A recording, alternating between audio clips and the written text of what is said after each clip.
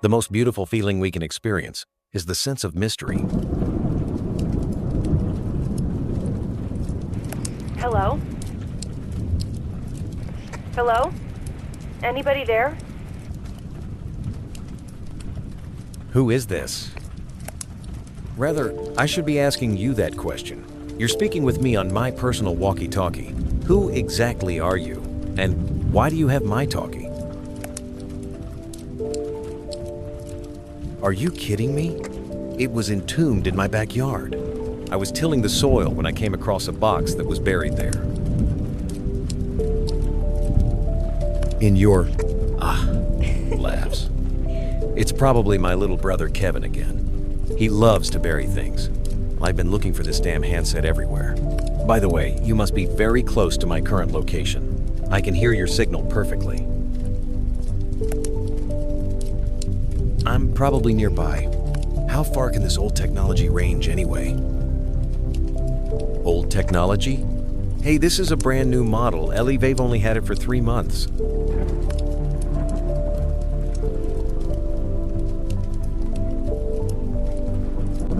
Is this a reproduction? Not at all. Actually, it's a brand new model. In any case, it doesn't matter. So I guess you're one of my neighbors, right? I'm not sure. These machines have a pretty short range, so you can't be too far from me. You're right. Tell me, is the handset damaged?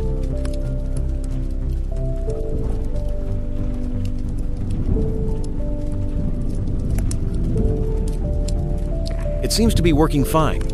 I can hear you perfectly, at least for now. At any rate, I found it in a plastic cover. It was protected in a small metal box. What a coincidence to have found this in my backyard. 1 in a million, I'd say.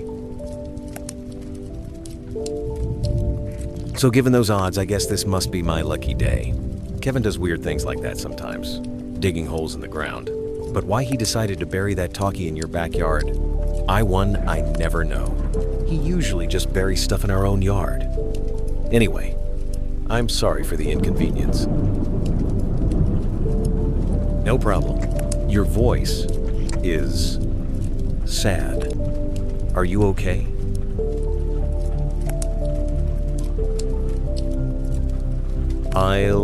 I'd be fine. Thank you. Glad that you're okay. As fate seems to have brought us together, do you want to chat a little?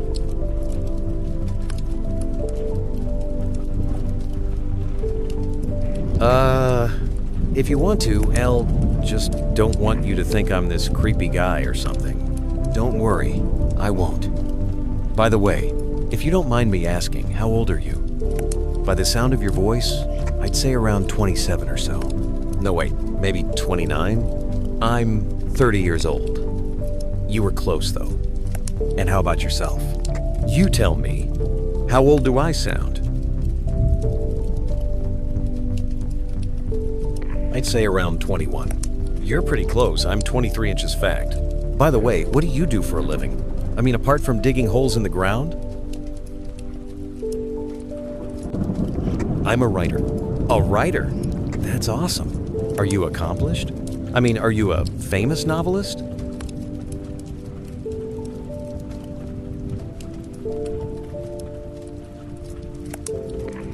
I'm having some success, but LMA ways from making it big.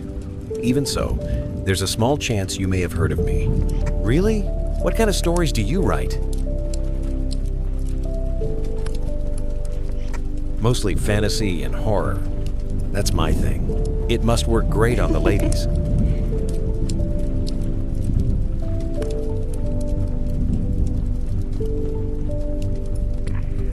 Not as much as you might think. You know, apart from my book fairs, I'm pretty obscure as a novelist. Had I wanted to attract girls, I would have become a rock star. But can you sing?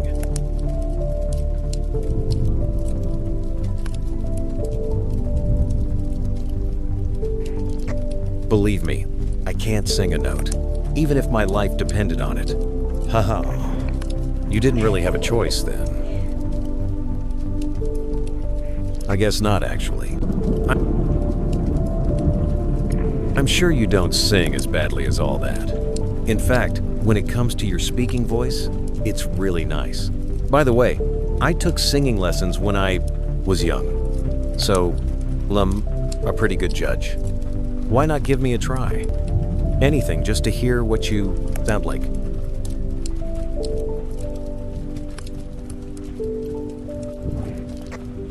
You decide to sing. She hangs her head and cries on my shirt. She must be hurt very badly. Tell me what's making you sad. Lee, open your door. Don't hide in the dark. You're lost in the dark. You can trust me, because you know that's how it must be. Lisa, Lisa, sad Lisa, Lisa. This is strange. It was my father's favorite song. He listened to it all the time. It's an incredible coincidence. As for your singing, to be completely frank, I think you did well to move towards literature. Laughs.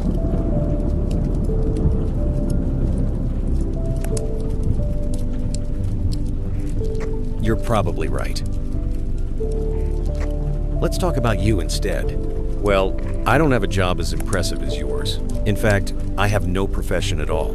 I basically take care of both my mom and my brother. That's my fascinating little life. It's great. I know. And what about you? Have you lived in Oakland for a while? We don't often see new faces around here. I've been here for the better part of 8 months now. Before that, I was in Beddington, about an hour away.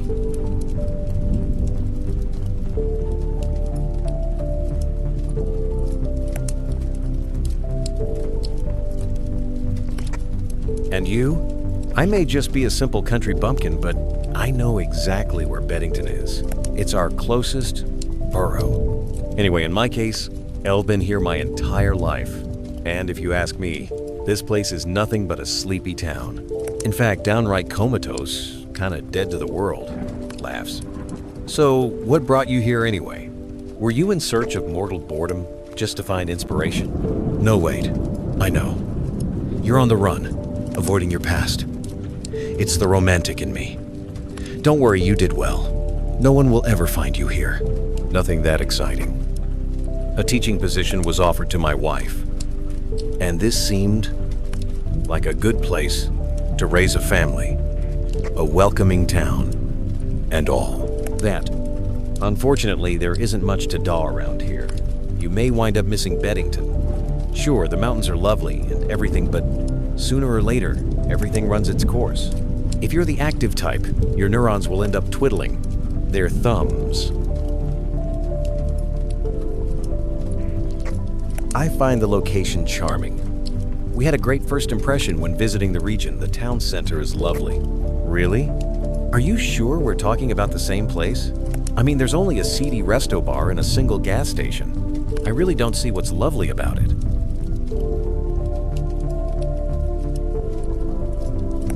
You're exaggerating somewhat. There's more than a resto bar and a corner barber shop in these parts. In any case, I don't plan on staying for any length of time.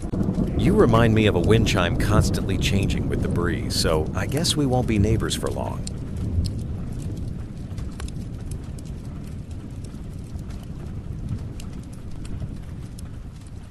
Probably not, I'd say. So, other than the teaching position, what possessed you to move here? The real estate in the area was really inexpensive. And since my wife was expecting, it seemed like a great place to raise a family. You're a dad then?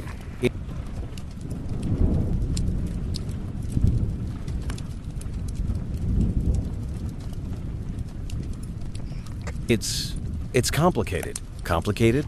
Relationship problems, right? LS. That why you want to leave? You know, if there's a baby in the picture, you should really think about things before making any rash decisions. A child growing up without a father is always something sad. No, that's not the problem. Besides, I really don't want to talk about this. I'd prefer changing the subject. Tell me, why would you be playing around with an old walkie-talkie? First of all, as I mentioned earlier, this talkie isn't old. It isn't the fanciest model, granted. But neither is it antiquated. Moreover, it allows me to talk with my little brother. He's peculiar, let's say.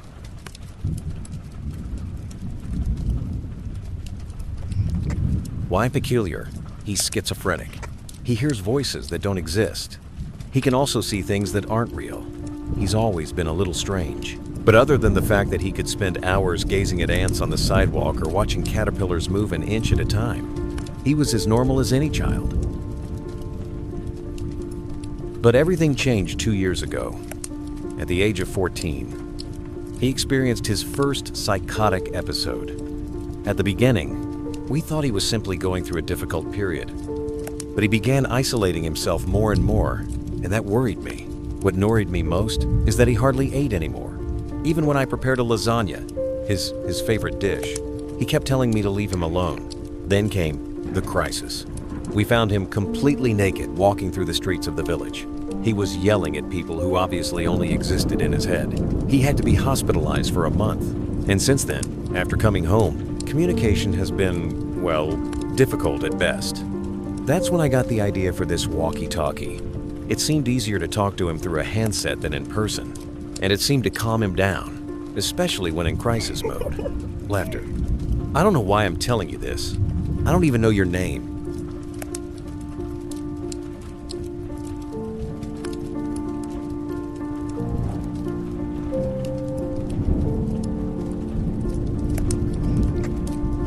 You're right. We haven't even been properly introduced. My name is Jacob King.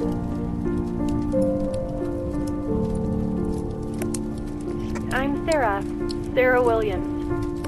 Nice to meet you, Jacob. You've been in the neighborhood for about 8 months or so, is that right? I don't think we've ever seen you around.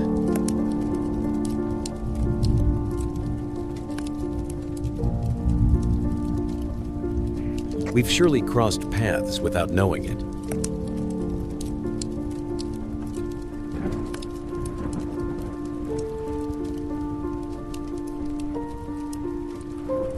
It's unlikely. One always notices new faces, and we don't get too many newcomers around here. We probably haven't crossed paths because I've been a recluse lately. Tell me, I was just wondering, are you related to Stephen King in any way? It must really help you in your profession, in terms of the name King. I loved Carrie, by the way. No connection. Don't kid yourself, King is a very common name. And no, it doesn't help me as much as you might think. It's more of a curse than anything else. People don't always take me seriously. They think I invented the name to confuse them. A king who writes horror stories. I considered a pseudonym for the longest time, but one found it unfair to my father. Truth is, he had encouraged me so much to become a writer, and so I wanted to bear his name with pride. I understand.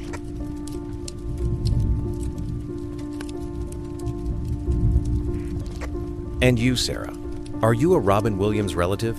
Ha-ha! No, I have no connection to Robin Williams. At least I don't think so. But you never know. He might be my superstar uncle after all. I just saw his latest movie. Excellent.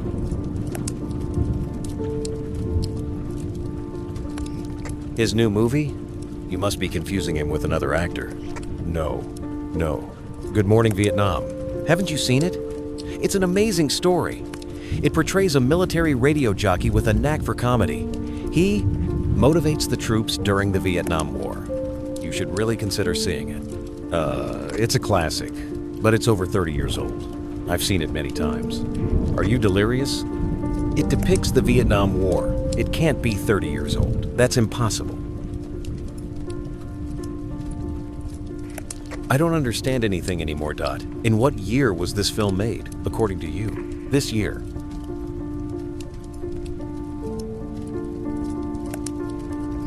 Listen to me, Sarah. Robin Williams has been dead for nearly 6 years now, and Good Morning Vietnam was made in either 1987 or 88. That doesn't make sense. Robin Williams isn't dead. He just starred in Good Morning Vietnam. It was made this year. You just said it. Yourself. Are you sure you're okay? Tell me, Sarah, what year is this? You just said it. 1,988. Sarah, this is total nonsense. I didn't say we're in 1988. I said Good Morning Vietnam was made in 1988. Are you kidding me? Or is your entire family a little schizophrenic? That's not very nice. I'm not crazy. Well, if you think we're in 1988, you can't be firing on all cylinders. I'm told a little madness can sometimes brighten a person's life. A little that is. But this is full-blown stratospheric. Sorry to disappoint you, but you're the one with the screw loose. We are in 1988. I have today's newspaper in front of me. We're in 2019, and that's a fact. Okay, yes. Well then, I can't really talk about this right now. My flying car. We should have those by now is waiting for me. I'm really not in the mood to play. I really don't know what's going on here, but this is silly. And frankly, this isn't a good day for me. I'm really not in the mood for games right now. And why is that? Any particular reason?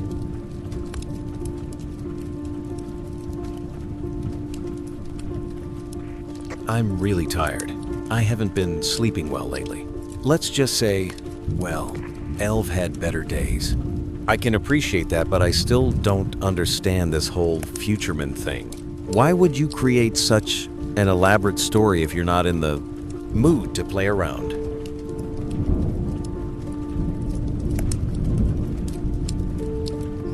Sarah, I'm not playing, and I'm very tired. Listen, we'll talk about this another time, okay? That's fine. But I have to get my talkie back. Listen, these things cost a lot of money.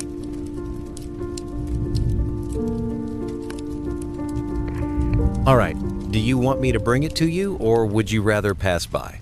I can pass by, no problem. The last I looked, I still had 2 legs, but I too wait for the rain to calm down.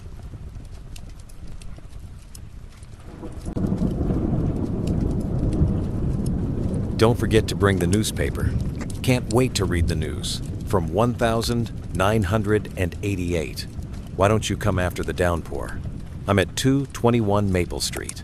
Okay, stop right there. You just gave me goosebumps. I don't like it.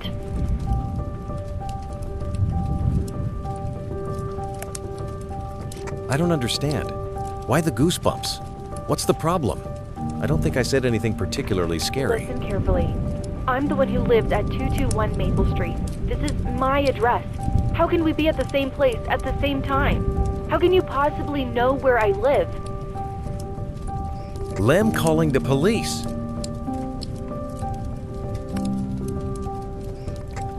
No, wait. I don't mean you any harm. I'm telling you the truth. Why would I make up such a story? Even if I was a maniac, what could it possibly accomplish to depict such an implausible scenario? I don't know. You're confusing me.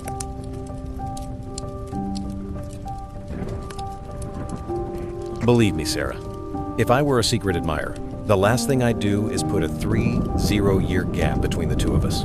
In all honesty, I don't have to justify myself that I'm living in the present. This is insanity.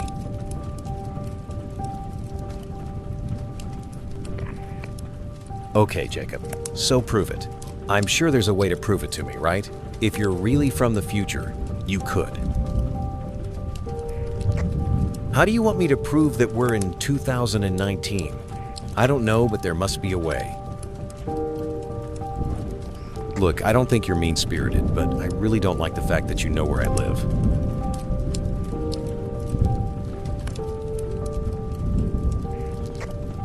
I don't know what you want me to say. I'm at 221 Maple Street, the little white house around the corner. That's impossible. Let me get this straight. You're telling me at this moment you're currently in the brick house right now? Well, yes, obviously. In the kitchen, on your right next to the fridge. Tell me what you see.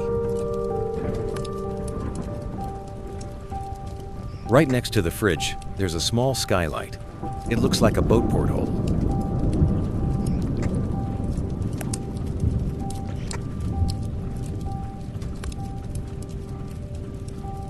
Sarah? This isn't funny, Jacob. Not in the least. Sarah. Lim, not trying to be funny. One, don't understand what's going on here, believe me. You're a friend of Jeff's, right?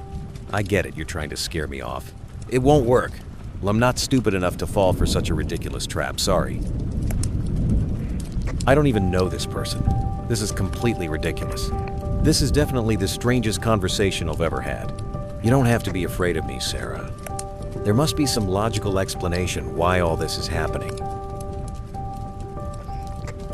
Just give me a couple of minutes. Let me think for a second. Hang on.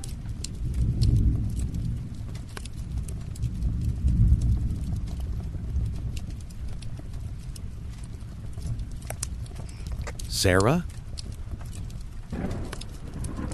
Just give me a couple of minutes. Let me think for a second. Hang on. Think about what? Look, Jacob, listen to me. I really don't know if you're from the future, but you're totally exhausting. Just give me a couple of minutes, okay? Or is that too much to ask? All right, I'm sorry.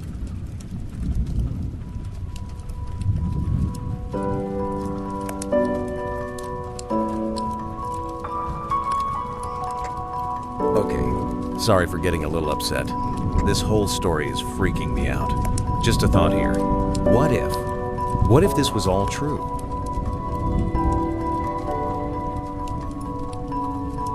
If what was true, this whole situation. Don't take me for an idiot. I know it's not true, and that it's just some elaborate joke, but still, if it were true that you were from another time, wouldn't that be crazy? If you were really in 2019, like a time portal or something. I don't know. This whole scenario is quite nerve-wracking. I like science fiction, but there's a reason why they call it fiction. It's because it isn't real. Sorry, Sarah. I'm just not buying it. Maybe you just don't want to give me the handset. I have no idea. But don't assume I'm believing your crackpot story. Nonetheless, I'll give you the benefit of a doubt. First, answer me. Does this house still have an attic in it? Yes. I've never actually gone up there since moving in, but yes, there's a small attic upstairs. And according to you, were there any renovations made to the house recently? It looks like nothing's been done here for a while. In fact, I don't think the previous owner did anything except maybe change the windows and a shingle or two. So look here, Jacob. I'm currently using the attic for my bedroom. Accordingly, there's a small trapdoor leading to a tiny space that goes from the ceiling to the roof. You know, a little corridor filled with pink insulation.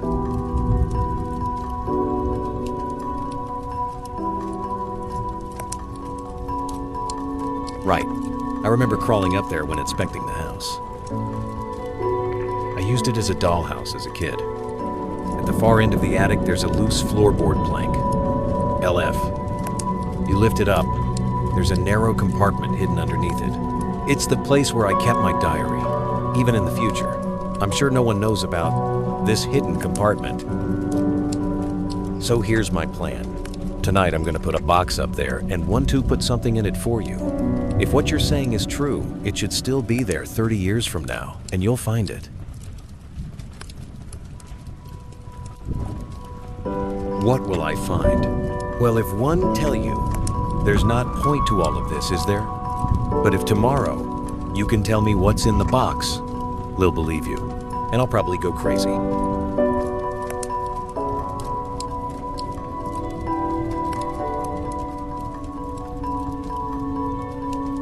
Deal.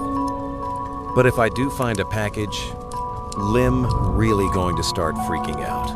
In the meantime, I'll search for your name on the internet. If you were 23 inches, 1,988, that would mean you'd be around, well, 55 today, if my calculations are correct. On the inter. What? You're quite the comedian. Anyway, if you're really Sarah Williams, it shouldn't be too hard to find some information on you, like a Facebook page or something. A face. What? Really don't understand what you're talking about. This is going nowhere. I have no idea what you're talking about. It sounds like a bunch of rubbish to me. Words that don't even make sense. Not yet, anyway. It's not important at the moment. Nate, today is April 25th. Obviously, we're not living in the same year. But let me ask you, are we sharing the same date? Yes. It's April 25th, 1988. At present, at my location, it's 7:44 p.m. What time is it where you are? It's 7:45 exactly. That means, despite everything, we're still sharing the same moment in time. You're giving me goosebumps, Jacob.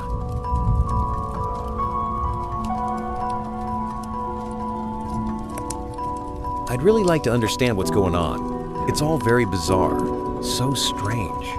It's freaking me out as well. And tomorrow, when I can't find your box in the attic, you'll have to explain why you put this whole hoax together. I'm not playing around, Jacob. Besides, I'm not the one claiming to be from the future.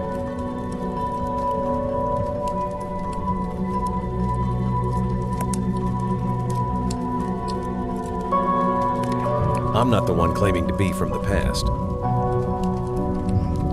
Fair enough. However, your logic also works in reverse. One last thing. Give me a word you won't forget. Any word. A word? Yes, anything. The first word that comes to mind. Slipper. Slipper? Is that your word? It was my dog's name when I was a kid. All right. Let's go with Slipper. Okay then. I'll let you get back to your newfangled flying car. We'll talk tomorrow. There's no such thing as flying cars in the future. Ah, shit. That's disappointing. I know.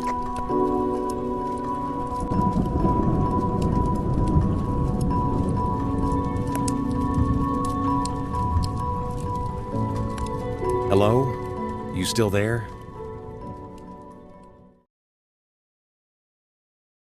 The communication goes silent, and you spend a good amount of time observing the object in disbelief. There's a psychiatric ward about a mile from your home. Maybe the signal is coming from there. Obviously, Sarah is out of her mind. Golden reflections hit the twilight just right, the rays bouncing off the clouds. Flame-colored beams shimmer on the horizon.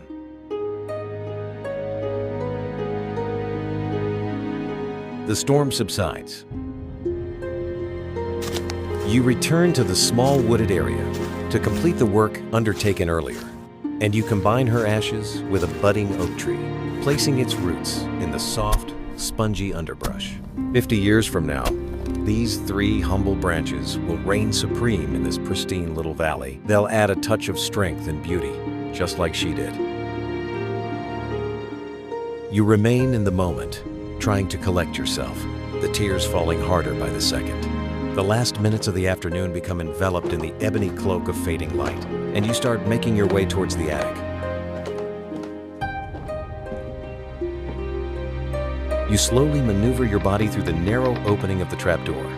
Sarah's depiction was accurate. She couldn't have known about the existence of this space otherwise.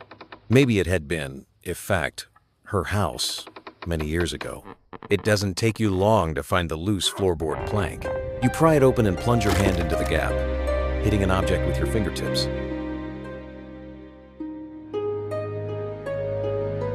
You pull it out gently, and from the shadows emerges a dust-covered tin canister. It's a metal lunchbox, its once vibrant orange now dulled by time. Faded stickers of astronauts and planets cling to its surface, echoes of a child's wonder for the stars and the mysteries of space. When you open the container, you notice your hands are shaking. The metal latches click as swirls of dust emerge, like ashes rising from afar. At the bottom of the receptacle, you discern what appears to be a small piece of paper, an old photograph.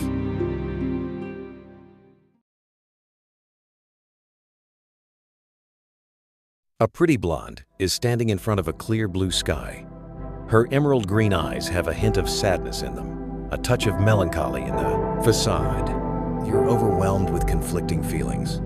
Okay, this certainly proves that Sarah lived near, and it certainly proves she put this photo here, but it doesn't confirm any notion of time travel. Turning the photo over, you discover an inscription written on the back of it. The box slips through your fingers as your throat tightens.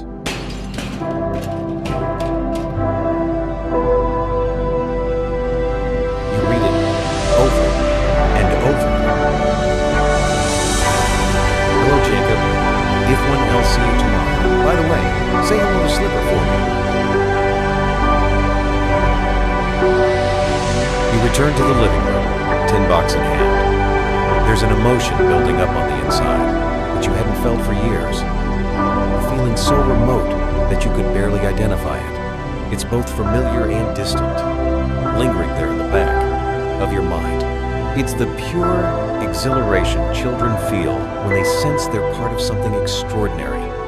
That unmistakable tingle in your gut, a sensation suspended between exhilaration and unease. You feverishly turn on your computer. If Sarah Williams is still alive, she may even live nearby. The internet search proves difficult, as Sarah Williams is a decidedly common name. You try again by appending the name of the village, Oakland. The first link goes to a news site with more ads than content. But a particular headline sends chills down your spine. 20 homicides never solved. You feverishly scroll through the leaderboards, and when you finally hit number 12, the trepidation you felt earlier hits you like a ton of bricks.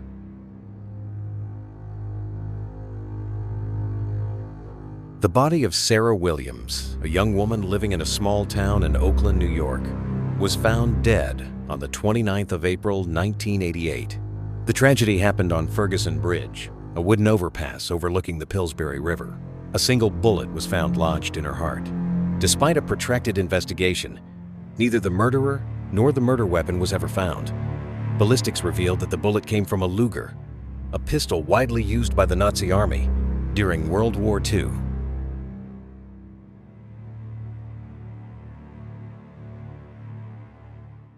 The photo accompanying the article leaves no doubt. It's indeed Sarah. Sarah will be assassinated on April 29th. In 4 days,